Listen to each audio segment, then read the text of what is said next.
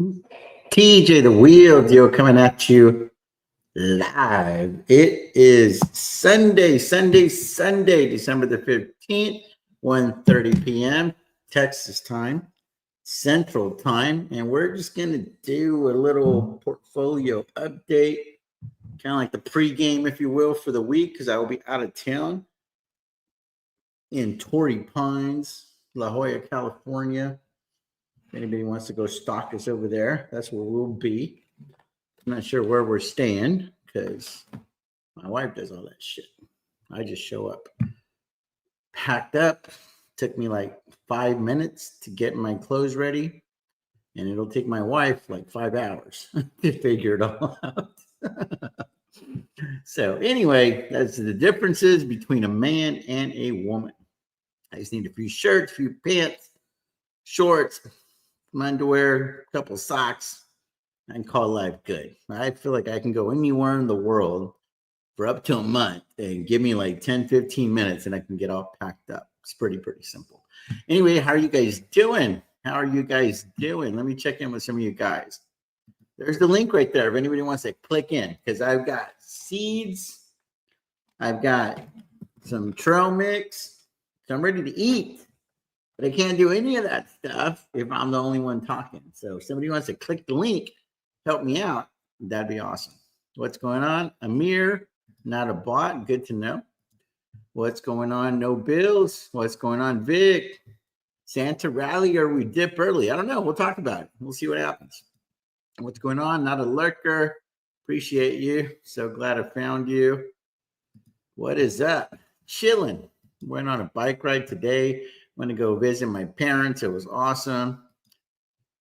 Steelers Eagles should be a good game. I've got a teaser right now, 10-point teaser on three teams. I got the Cowboys, I got the Chiefs, and I've got the Texans. And let me see what the parameters were.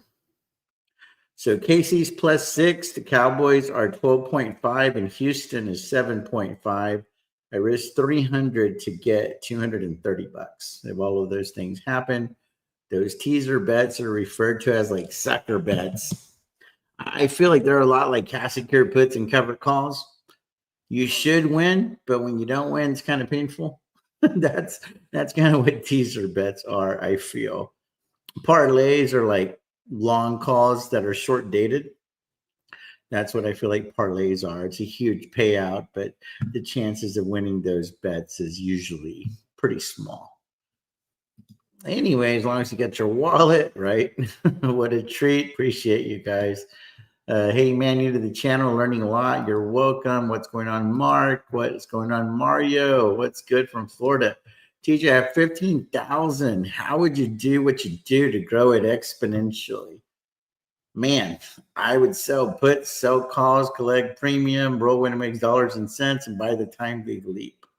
I would implement all this strategy because with 15 grand, you don't have to pick like $3 and $4 stocks. Like you could do a $30, $40 stock. I probably wouldn't recommend more than like a $20 stock, but I think that you can make it happen. You don't have to be all crazy. I think that there's a misconception there. Like if you have a small amount of money, you got to do like crazy stuff to try to grow your account. And that's just really not totally true. It just takes time. It's not a get rich quick scheme. What we do, guys, everything's very strategic. It's very calculated. Anyway, appreciate all 283 people that have clicked the link. The 67 people rocking with me live. We're going to get into it. I'm going to pull up the portfolio in a little bit. I'm hoping somebody will have the courage to click the little links that I can chew on some flower seeds. Anyway, appreciate all of you guys. So let's go. Let's get into it. Let me see what's going on with the portfolio here. So the portfolio is at an all-time high. It is at an all-time high. So it's as big as we can get that. So let's just talk about the positions here. So we've landed on the T-sharp index right here. This is the T-sharp index. T is Tesla. S is SoFi. H is Hood. A is Amazon. R is Riot. P is PayPal, and Palantir. So that's what's going on with the T-Sharp index. We got 7 stocks, 1, 2, 3, 4, 5, 6, 7. And then everything else is just a trade. We've got NEO, we've got BABA, we got Marathon, we got Pfizer.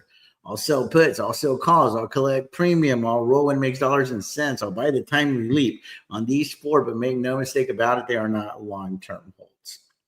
These are long-term holds unless something cracks in the investment thesis or the valuation just gets so absurd that I cannot justify not taking a profit. Kind of like where I'm almost at with Palantir, essentially. If SoFi were to go to like 25 to 30 bucks, I might be in that kind of situation as well with SoFi here pretty soon. I think if Tesla were to moonshot to like 500 bucks, it could get kind of tough too. So what do we got going on for the week or for the rest of the year, if you will? We got Marathon $30 cover calls. We've got cash secured puts on Marathon at 22, and these expire this coming Friday. We've got NEO cover calls at $5. We've got SoFi cover calls at 18, 400 of those. So we're doing pretty good on those. We've got BABA cover calls at 19. We've got Pfizer cover calls at 16. And that pretty much wraps up the year right there. That pretty much wraps up the year. So we got 1, 2, 3, 4, 5, 6 positions to finish out the year. So let's look at that Marathon dollar, the $30 cover call. It's probably like a 1 delta, 0.07. There's a 93% chance that we're going to keep those shares, and it's going to be rinse and repeat, guys. Now, if we look at the actual position, I bought 5,000 shares at $25.25. So I'm down on the shares, but making quite a bit of money on the covered calls. These guys can see there that they collected $6,750 on those, and it wasn't very long trade, 16-day trade. So that part's good. So that takes some of the sting out of the equation. And then I also sold some cash secured puts because I wanted to run the covered strangle. So I sold 200 cash secured puts at 22 bucks. And you'll see there it was 2 separate transactions, or 3 actually. So I sold 50, 50, then 100. So I collected 5,900, 4,900, and then 11,900. So if you add that up, that's about 20 grand plus the money from the covered call. And that is why mathematically, if you have conviction, if you have courage, and if you have the capital, and you have the common sense and the know-how to manage these situations, it's pretty simple mathematically to manufacture the win. Because if I get away with the cover calls and I get away with the cash secured puts, I lock in $26,000. Yes, I've got an unrealized loss on the shares right now, but it's not as painful as you would think because I'm making money on the cash secured puts and the cover call side of things. And then I can rinse and repeat this thing, after next Friday. Let's say it doesn't hit 30 bucks. I know I got another $4,000, $5,000, $6,000 bill coming through the door. And then if I can put this trade on at 22 or maybe lower it to 21 or 20 and bring another $10,000, $15,000, $20,000 through the door, before you know it, I'll have an adjusted cost basis in the teens on those 5,000 shares, if not, closer to like 15, 14, something like that. So it just gets very, very simple, not easy, but simple to manufacture the win. If you have big bankroll, you have a lot of capital, you have a lot of conviction, and you have a lot of know-how. So those things come together and you go real heavy on these stocks because it's at a desired entry point anyway. It just gets very, very simple to manufacture the win. And Marathon is kind of giving us that opportunity right now. So now let's look at NEO. What did I do with NEO? How did I get into a $5 cover call? So what happened is I bought some shares at $4.43. So we're up on those shares, and I immediately put those shares for sale at $5. Brought some money through the door. These expire on 12/20 as well. Brought in $4,200. I was like, hey, I'll buy these shares for $4.43. I'll agree to sell them to you, Mr. Market, at $5. So I'll qualify for 57 cents of capital appreciation plus the $4,200 that you're paying me up front. My goodness. No brainer stuff. NEO goes to $5. Fantastic. Everything worked out accordingly. It goes up to $6. Great. Did I leave some money on the table? Yes. But I don't worry about the money I leave on the table. I worry about the money that I'm keeping. I always count my money. I don't count the other person's money. So I'm like, well, am I okay buying these shares at 443 and selling them at $5? The answer is yes. And they paid me $4,200 for doing so. Now, if NEO doesn't get up to $5 come this coming Friday, well, then I feel like I'm going to look forward to another 4,200, maybe even more, because when I sold these covered calls, NEO was at 443. Now NEO is at 452, so I might pick up 43, 4,400 bucks, maybe 4,500 on the next round and put the trade on for another 2 or 3 weeks. So now I'm like, now I got a solid rental that's bringing in money, every couple of weeks, but I do want these shares to get called away so that I can get back into cash. That is the strategy there. That's what we're hoping for. So now what's the next one? SoFi, $18 cover calls. We're going to save that one. We're going to save that one. I'll talk about that one in a little bit. I want to get through the swing trades. BAP is another swing trade. I've got the shares for sale at $90. So let's walk through that one. So BABA, a couple weeks ago, it was at $86, and I was like, let me scoop up 1,500 shares. So y'all will see that transaction right there. Scooped up the 1,500 shares for $86. And then I immediately sold the covered call for $90 for $12.27. So I was just like, it's about a month out or whatever.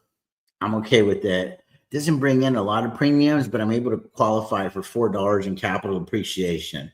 If BABA goes to 100, I don't care. I'm good with the $4 in capital appreciation, and I'm good with the 22.35, and I'm great with the idea of being back in cash, waiting for a pullback, not necessarily on BABA, but on something else that I have even higher conviction on.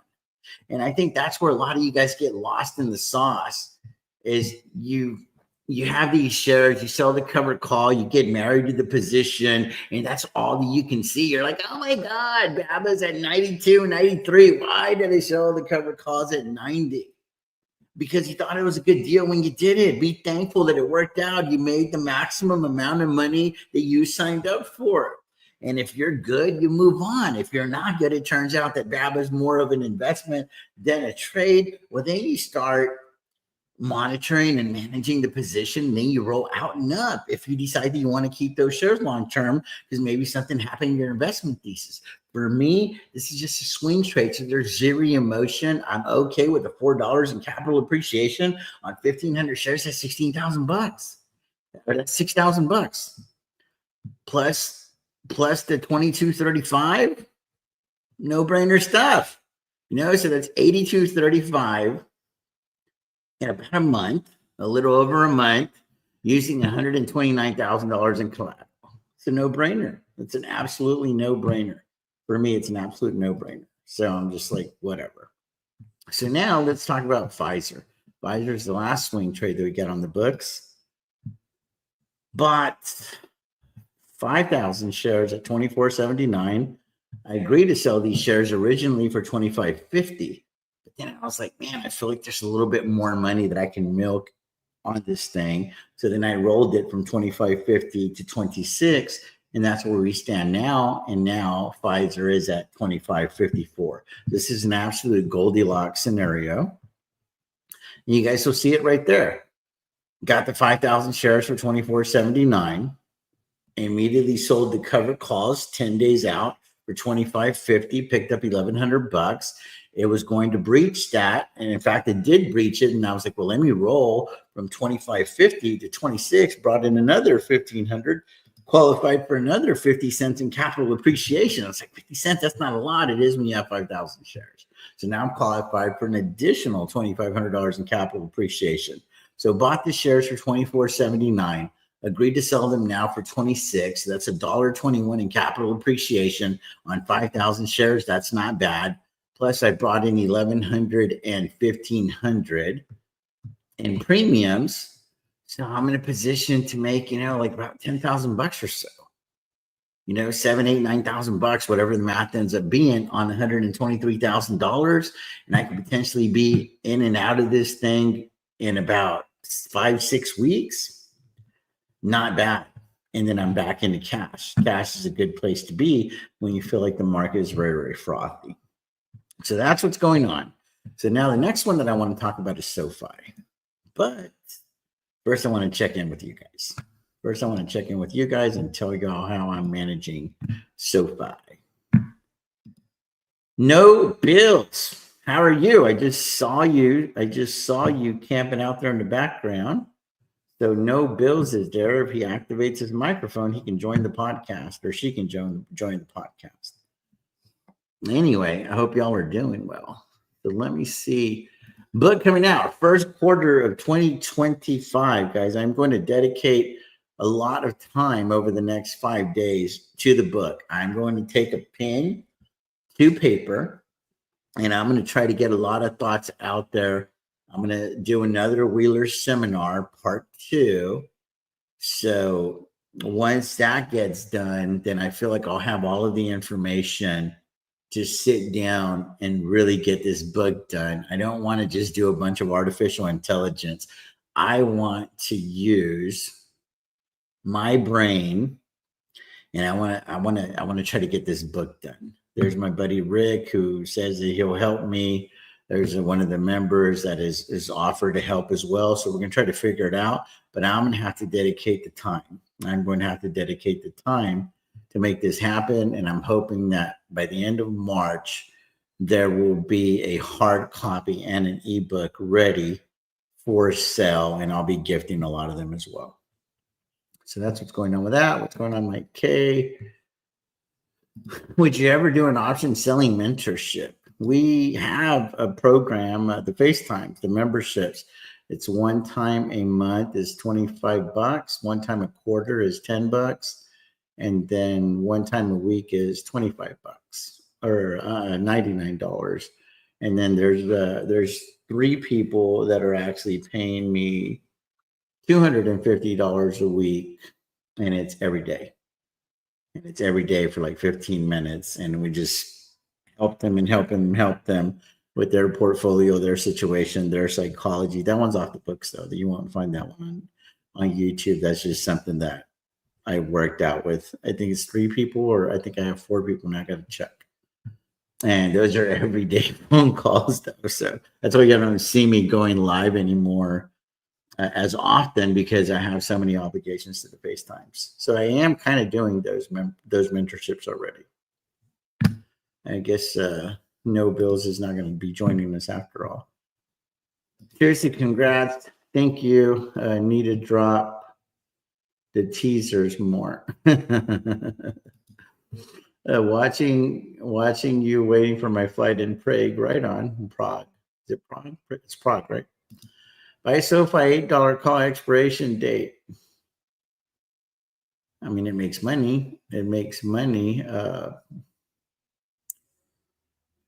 I mean, that was a great play, a year ago, 6 months ago. I think that now I'd be looking at probably buying like $15 calls or something like that personally. Would you rather leaps or selling options? I can only do one, definitely selling options, because I like to collect premium. I don't like to pay premium. If there's a 20% pullback in the market in 2021, are there any positions you have that you would prefer not to hold? The swing trades that I just mentioned. Thank you for that. Hey, TJ, appreciate streams in the videos. What would you do starting with 25K? I like your Neo setup. Yeah, you just got to pick high conviction stocks. I would run a covered strangle with 25,000. Run the covered strangle. I'd own some shares. I'd sell some puts around it. I'd sell some covered calls. So with $25,000, I probably wouldn't have more than 2 positions, because there's just not enough money to go heavy enough to manufacture the win, in my opinion. It's always the same, guys. It doesn't matter what the dollar amount is. The strategy is the same. Hey, TJ, I'm driving, so can't jump on. Here's what I was looking to do with the cash I've been freeing up. Hey, TJ, selling puts on AMD. What do you think? I think it's not horrible. I like SOXL at these levels, because you get AMD, you get Intel, you get NVIDIA, you get Broadcom, you get Micron, you get Qualcomm. You get, it's like 30 of these things. Like 30 of these. So I just like it a lot more. And the premiums are real juicy. I like it in that $25, $26 level. I just feel like this sector as a whole is going to do well. So whenever it's kind of like when TSLL was giving us that opportunity in that $5, $6, $7 range, that's why I went so heavy on TSLL, because I was like, I know the underlying is going to do well, so why don't I go grab the bag? And I already had a position on the underlying anyway. So I ended up making over $300,000 on TSLL. So right now, I like the AMD play. I love the SOXL play. What is your thoughts on MSTX versus MSTU leverage on MicroStrategy? I'll show you all my MSTX play here in a little bit. I like it a little more. I don't understand. I don't even know what the MSTU is, to be honest with you. So that's why I don't know. Can't really speak on that. You're welcome. You're welcome. Yeah, I like all of those. I like all of those. I don't really like TSO at these levels, but I mean, it's made a ton of money. I already answered that. From California right on. We're heading to California tomorrow, early in the morning. They joined the stream. I was working today, right on. Which Tesla puts would you sell? Probably $400 if I had to. I'm just thankful that I already got 4,000 shares, so I don't have to do that right now.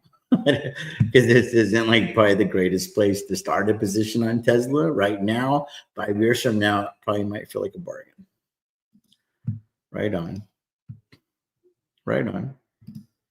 When's the best time to roll cover calls on these leverage ETFs when you hockey stick really quickly? I definitely like to roll as soon as either the strike is breached or for sure the break even is breached. You want to try to stay ahead of these things. Thanks for the live. We'll have to cast a VOD later. Right on. Which of these will you focus on if you were starting with the small account? I think Tesla and Ride have the greatest upside potential. Do you agree? There's a lot of stocks out there, man. There's so many stocks, but I like those. I mean, they're in the portfolio for a reason. So yes, I would agree with that. But there's so many other places you can make money as well. Awesome, Yankee Doodle. Appreciate you. Are you concerned of a New Year market downturn? Not really, but I'm prepared for it with a lot of cash on the sidelines. But there's that. We have no bill here again. Let's try to see if maybe they'll get their mic going. I'd like to add them to the stream if they want to. Ho, ho, ho, Yankee Doodle. How do you decide which stocks to sell options on? It's got to be in the sector that I want to be in. And then I feel like I got to want to be in the stock. I got to be interested in it. And then I do the M's, the money, the management, the moat, the market. Those are the things that I focus on. And then the premium's got to make sense as well. And then I feel like the stock has to be in a situation where I think there's a double within the next 3 to 5 years, because ultimately the game that I'm playing is we got to outperform the major indices. So if I cannot do that with the stocks that are in the portfolio, then why don't I just go buy an ETF and call it good? So that's, it's kind of the way that I play it. The bet's looking real good. The Cowboys just scored. Hello. Data Sniper, TJ. What are you trying to make? 5 million. I do see you took a shot at my licenses. I always do. I always do with my financial advisor. I call him his bullshit licenses. What's going on, Billy Jack? How do you balance rolling calls with the underlying reality that if you're down on the call, you could potentially definitely carry those losses into another option for many weeks or months? It depends on what your goal is. Like, why are you rolling? You see, I roll on purpose with a purpose. And typically, whenever I'm rolling is because I have new information. It's because I have new information that I want to readjust. I have a cause to pause. I'm trying to prolong assignment. I'm trying to protect against my shares if it's a cash secure put versus a covered call. There's so many variables. That's why selling options is very situational. You might see me, implement one tactic on one ticker and then a different tactic on a different ticker because I feel differently about the tickers. So it's not a one size fits all, like everybody wants it to be just like if A happens to B, if B happens to C. And that's just not what it is. It's more of an art than a science. So, I roll on purpose with a purpose. And that's how I balance it. It's like, is this getting me closer to achieving my overall goals and objectives with the position? Or is it time to just lock in the win? Because if it's on a covered call, the only thing that we're really griping about is, okay, this is as much money as I made. If I'd have played it differently, I could have made this much. And it kind of sucks. But stocks don't just go up. Sometimes they come back down. You look up 3 to 6 months later and boom, it's right there again. Made Tesla June 470 covered call. Should I rule this out now? It's out of the money. I don't roll calls that are out of the money. Been printing on MSTX? Yeah, it does. It does. Hey, TJ, what are your thoughts on cash secured puts on TSOL? I loved it in the 10s.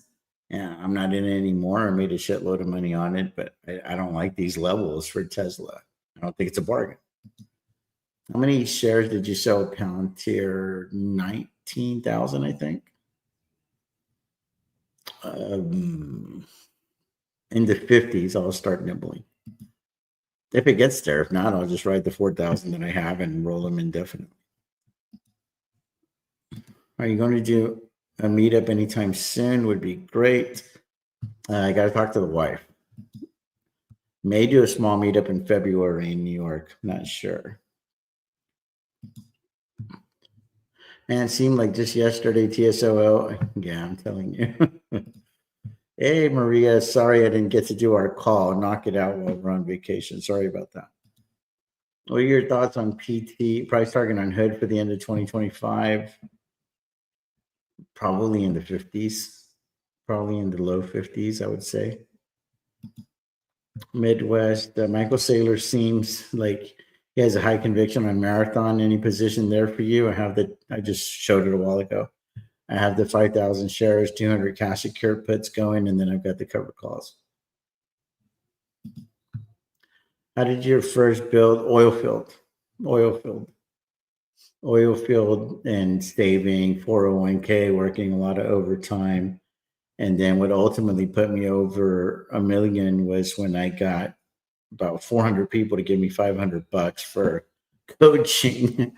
And it was the hardest year of my life because they had access to me for an entire year, 24/7. People were blowing up my phone. I had a Facebook page. I would never do it again. How do you manage spreads on options? I don't do too much with spreads, so I just feel like I'm not really an authority on that. I do sell the occasional put credit spreads, but it's just not really my game. Yes, I just took a massive loss on paper on rolling some cover calls on Tesla from a 280 strike to a 340 strike, and it was great. Helped out for taxes. Cleveland Steel. Yeah, I've done Cleveland Cliffs in the past. TJ, I'm thinking of Palantir cover call 126, wondering at what strike 100 or closer to the at the money.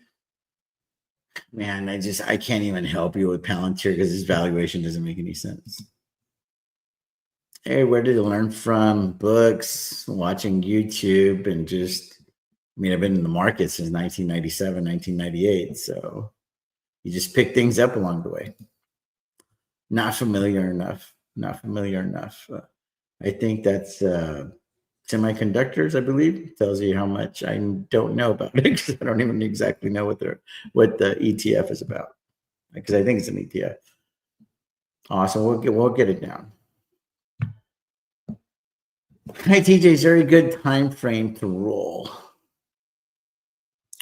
I like to roll whenever my break even is breached. How far in the distance you roll, it depends on how aggressive the stock is moving and what's your goal. Again, you're rolling on purpose with the purpose. What's the goal? Just to increase your strike price to avoid assignment?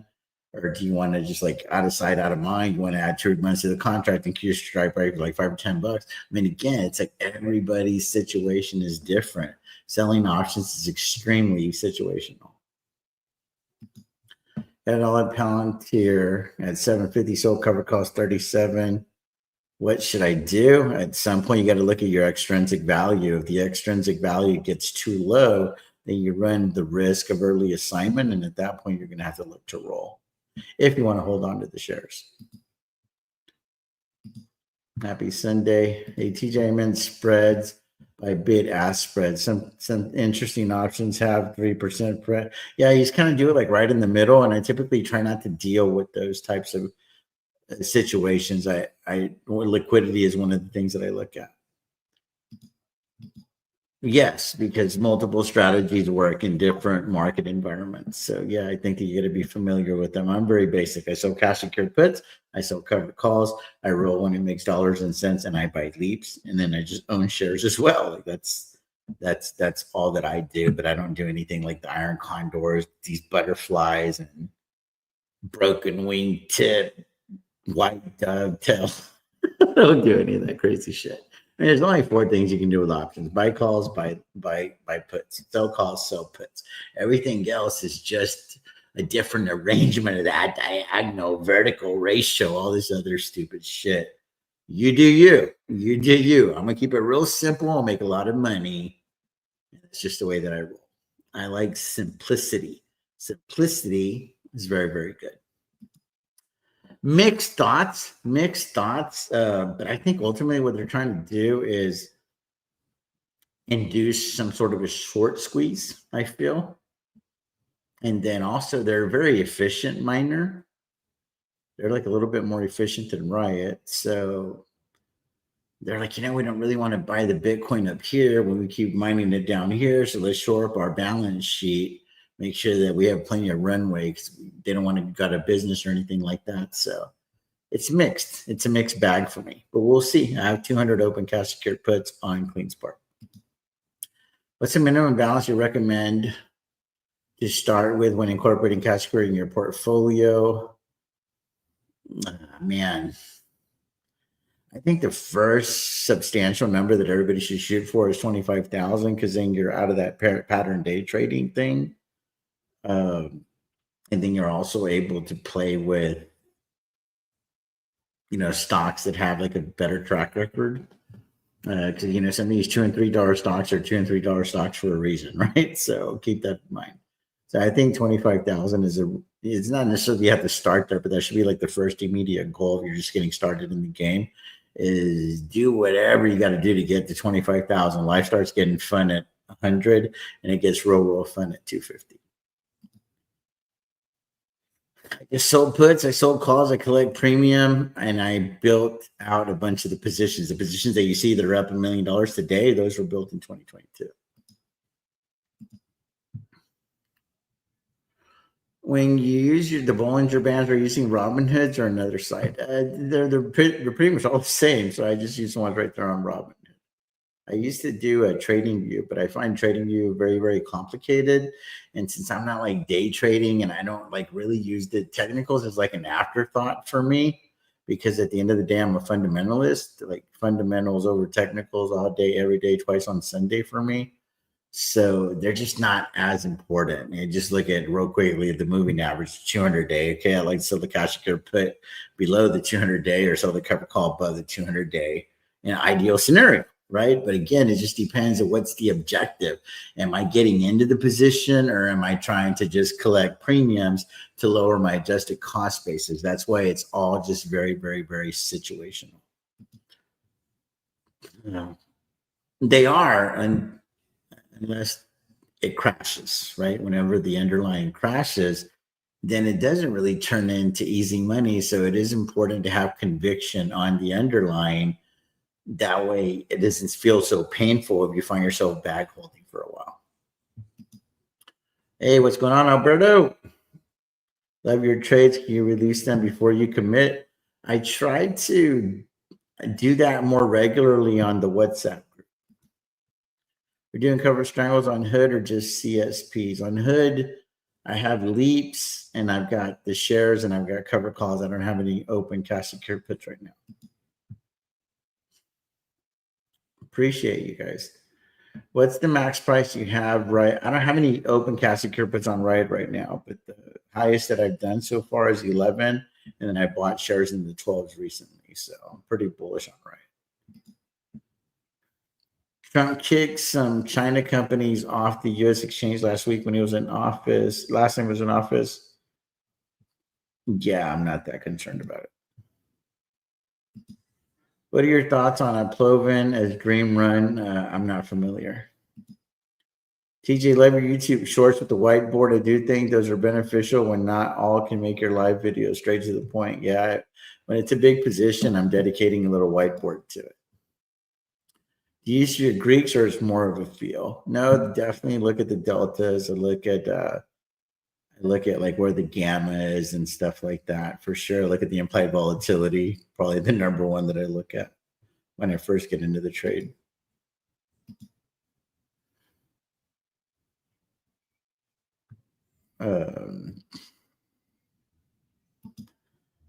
When will Bitcoin hit zero? Probably not in our lifetime.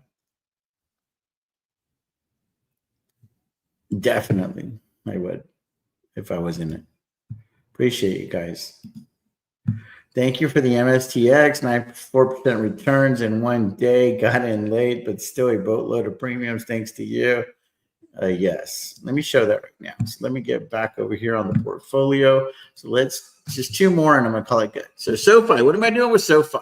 So there's 150,000 shares at 725. This is about 24% now of the entire SoFi position. It's going well. It's going really, really well. There's 8 option strategies. 90,000 of those shares are now for sale. Got cover calls at 18 and at 20. So for next Friday at 18, I feel real good about those. For 124.25, I've got 400 cover calls at 20. And then these are the ones that are underwater big time. I've got these cover calls at 15, 500 of those for January of 2026. Then I've got the leaps. I've got 200 at 7, 200 at 5. I'm going to exercise these in probably 6 months or so, if not more. And then I've got the bulk of the position for sale at $20 for January 2026. And I intend to roll these to June, try to put a $22 to $25 handle on those so that I can coincide with the performance stock units. And then I've got more leaps, 500 of them at 10 and 500 of them at 15. So these leaps allow me to be very, very aggressive with these covered calls. So you have to look at the totality of the position before you jump to conclusions, because I'm able to play the SoFi position a lot differently because I've set myself up for success in every possible way unless SoFi crashes. This is a very directional trade. I'm long SoFi. I think it's going to continue to go up and to the right, and I'm positioned to just make a shitload of money on it. The reason that I needed to sell these covered calls is because we've tied up way too much money over here on the shares, so that they need to bring money through the door. And SoFi is not at levels where I'm comfortable selling cash secured puts anymore. So I have to sell covered calls if I'm going to stay in these shares. So that's what's going on with SoFi. Now let's talk about MSTX. So MSTX, I've been getting jiggy with this thing, jiggy with it. So December the 6th, sold 25 contracts at 10,500. On December the 9th, sold 25 more contracts, $80 strike, $85 strike, collected $13,250. Then I sold 100 contracts at 85, collected 125. So about 140,000 in premiums there, 150,000 in premiums. And then I rolled the cash secured put at 95.75. Then I bought to close 25 of those contracts for $13.75. Bought to close the $85 puts 100 contracts for 71. So collected 125, gave back 71 on the 80s, collected 10.5, gave back 13.7. So y'all can see a pattern there. We're making money. And then I was like, okay, now let's get serious. Sold 200 contracts at 65 because it's a much more attractive entry point for me. Brought in $10 a share, so $200,000. And then I bought to close these other puts. So gave back 13,000 there, locked in another profit. And then I sold an additional 50 contracts at 65. So 250 contracts total, and brought in 244,250. And it took a 1.625 in collateral, 49-day trade. And that's where we stand right now. That's where we stand right now. That's this right here. And I'm already up on it. And I want to try to write it up to at least 75%, because now I've got a strike price that's really, really attractive to me. So it's going to be a lot harder to scare me out of the position, because it doesn't really scare me at 65. And I know that it starts looking a little dicey. Well, I could roll it down to 55, and then I'd probably add another 50 contracts to this thing. So yeah, I'm feeling really, really good about this thing. I'm hoping that this trade can stay there for the next 3 to 6 months, and I can be bringing in $250,000 a month on this thing. So that is how I'm playing MSTX. But you got to know what it is that you signed up for. You got to know what it is that you signed up for, because if you go over here, and you'll see the 52-week high is at 220, but the 52-week low is at 15. That's why I like it at 65. And then really, I'd go absolutely bonkers with this thing in the 40s.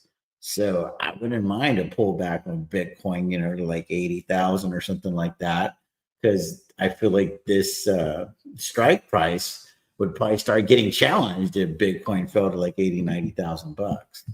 And we'll see what happens. We'll see what happens. This is obviously a leverage play on MicroStrategy. So got to be bullish on MicroStrategy if you want to do this kind of thing. But at 65 bucks, I feel like I'm taking something that's quote unquote very, very risky, but I'm so out of the money that it does take some of that risk away. And then in MicroStrategy, it shoots up. So this one shoots up on Monday because of the NASDAQ 100 inclusion. And I find myself up 50% in like a week and a half or two into this trade. I have the discipline to just close it out and lock in the win. So I think that is the one thing that I also have going for me, is I know how to manage winners, and I'm learning how to cut losers. So anyway, that's about all that I got. Hope that helps you guys out. I hope you guys have an awesome, awesome, awesome week. I'll probably be able to go live on my phone, like a little screenshotting on my phone, or not live, but like little videos on my phone, little 2 and 3 minute variety type thing, just to kind of like keep y'all posted if I make some big moves and things like that. But other than that, like, I'm not even going to take the laptop. That way I'm not even tempted to go live, because I really want to decompress. I really want to unplug so that I can just breathe and enjoy life a little bit. Any NVIDIA remarks? I don't have an open position on NVIDIA right now. I said it earlier that I would much rather play SOXO at these levels. NVIDIA is 8% of that ETF. So you get a lot of NVIDIA exposure via SOXO, and the premiums on SOXO are pretty awesome. You're welcome, and I appreciate each and every one of you guys. So let's talk about 2025. What's the goals? Guys, the goal is I want to get to 20,000 subscribers. So I'm going to try to go live with a little bit more frequency in 2025 so that I can try to get to 20,000 subscribers, and I want to get to 50,000 followers on X. Those are the goals for 2025. So 20,000, between 15 and 20,000 subs on YouTube by the end of 2025. And I think that I can definitely get to 50,000 on X, at least 40,000.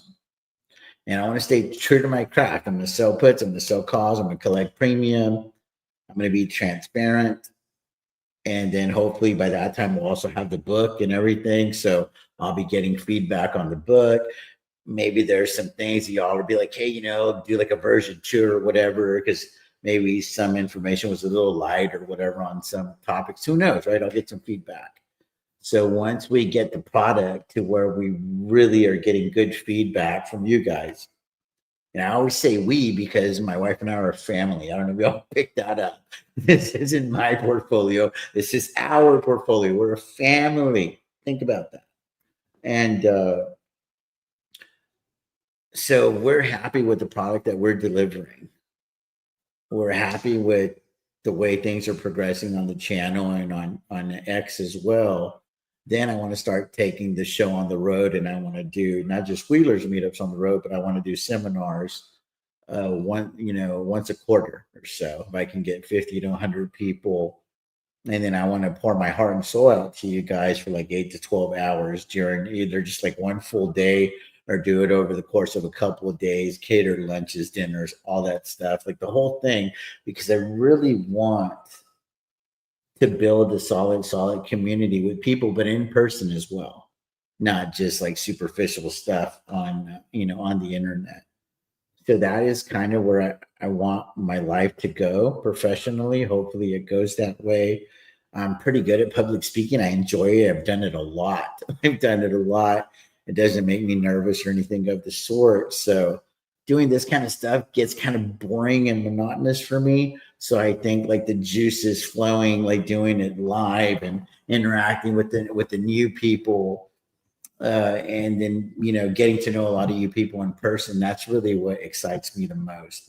So I would like to maybe once I have the book and it's like good, like y'all are telling like, hey dude, this thing's good, then I want to do like a promotional tour type thing where I do the Wheeler seminar and hopefully sell a couple hundred copies of the book everywhere we go and that kind of thing, and just build that strong sense of community.